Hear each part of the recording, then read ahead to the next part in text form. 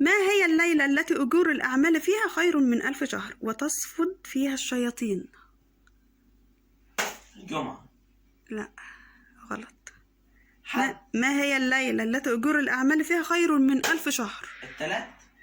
خير. ليلة القدر. ليلة إيه؟ ليلة القدر. برافو، الآن. ليلة القدر. ما هي أعياد المسلمين المشروعة؟ عيد الفطر وعيد الأضحى.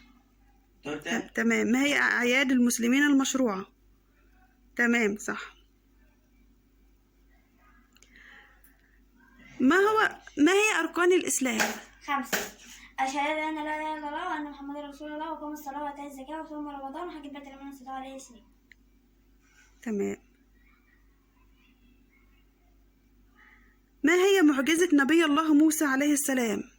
معجزة نبي الله موسى. نبي الله موسى؟ ايه المعجزة بتاعت سيدنا موسى؟ العصا، لما بيمسك العصا تتحول إلى وعمل تحولت إلى إيه؟ الثعبان. ما هي معجزة نبي الله صالح عليه السلام؟ لا. يلا، عارفين نبي الله صالح لا مش عارفين. قال ايه؟ لحظة بس، مش تقول ايه؟ الناقة التي خرجت ده موجودة في الكتاب من الصخر. طب ماشي.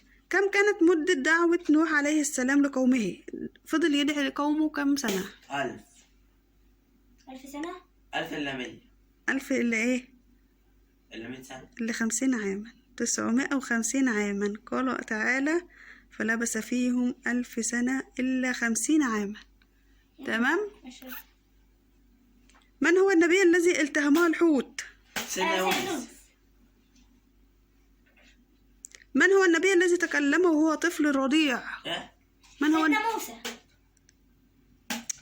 سيدنا عيسى. عيسى عليه السلام. أنا قلت عيسى. سامع السؤال. من هو النبي الذي تكلم وهو طفل رضيع؟